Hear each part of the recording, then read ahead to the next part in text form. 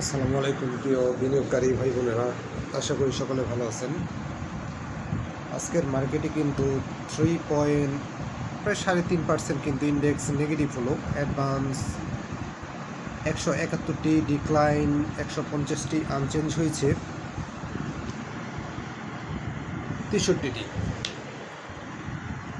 আজকের কারেকশনটা যদি প্রত্যেক দিনের কারেকশনটা এরকম হতো, অ্যাডভান্সে এই টাইপের স্টক যদি থাকতো 110, 20, 30টা, তাহলে কিন্তু আমরা মোটামুটি বিগত কয়েকদিনের কারেকশনটাকে স্বাভাবিক ধরে নিতে পারতাম।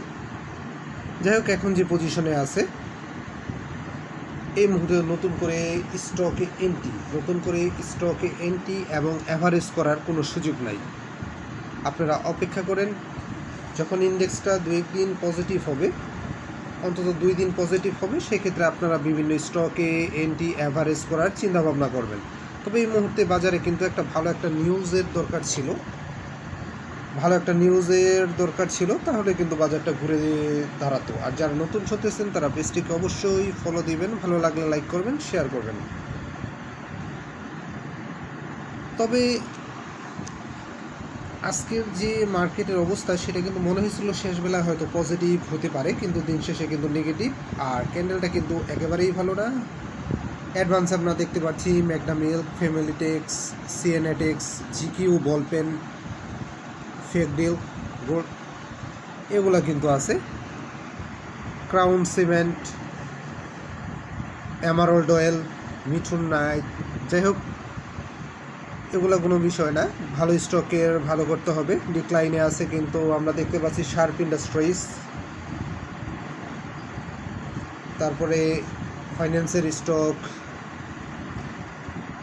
এবং লাভের লোটা কিন্তু ভালো একটা কারেকশনের মধ্যে দিয়ে যাচ্ছে, আমরা দেখতে পাচ্ছি।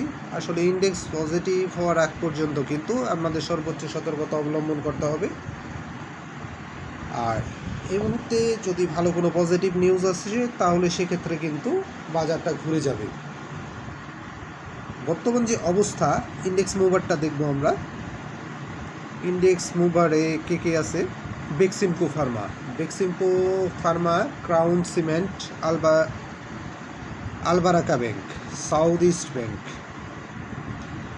আর নেগেটিভ আছে দেখতে পাচ্ছি BRAC bank, sharp industries, Pubali bank, city bank, runner auto, Lovello ice cream, DESCO, Jamuna bank.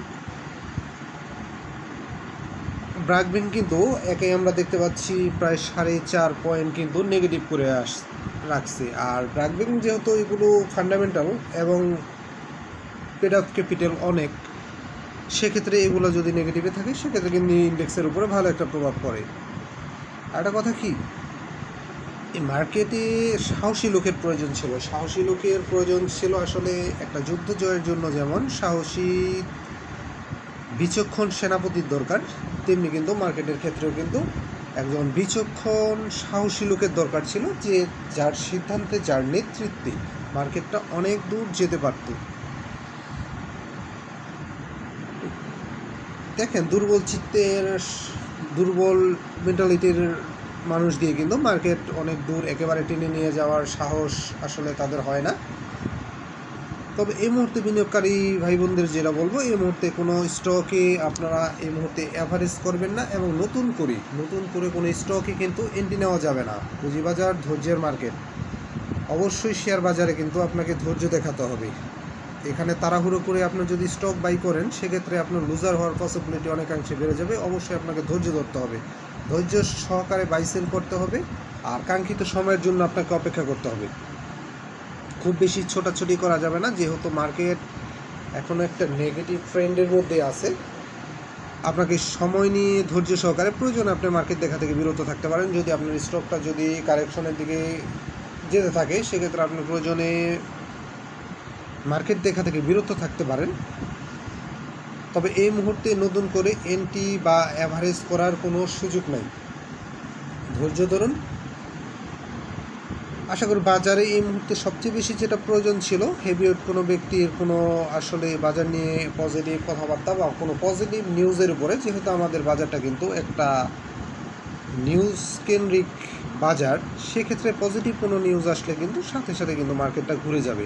আপনাদের অপেক্ষা করতে হবে ইন্ডেক্স পজিটিভ না, শুধু ভালো ক্যান্ডেল ভালো ভলিউম নিয়ে পজিটিভ হতে হবে। সেক্ষেত্রে আপনার হাতে থাকা শেয়ারে আপনি অ্যাভারেজ করতে পারবেন বা নতুন করে এন্ট্রি দেওয়ার কথা বিবেচনা করতে পারবেন। যতক্ষণ পর্যন্ত স্মার্ট মানির আসলে স্টক কালেকশন শেষ না হবে ততক্ষণ পর্যন্ত কিন্তু ইন্ডেক্স ঘুরে দাঁড়ার প্রবণতাটা কিন্তু কম থাকবে। আর যখন তাদের কালেকশন শেষ হয়ে যাবে তখন দেখবো আমরা যে নেতৃত্ব স্থানীয় কোনো লোক হয়তো মার্কেট নিয়ে পজিটিভ কথা বলবে, সেক্ষেত্রে মার্কেটটা ঘুরে যাবে বা নতুন কোনো সিদ্ধান্ত আসবে। ধন্যবাদ, ভালো থাকেন, নিজের পুঁজিকে নিরাপদে রাখেন।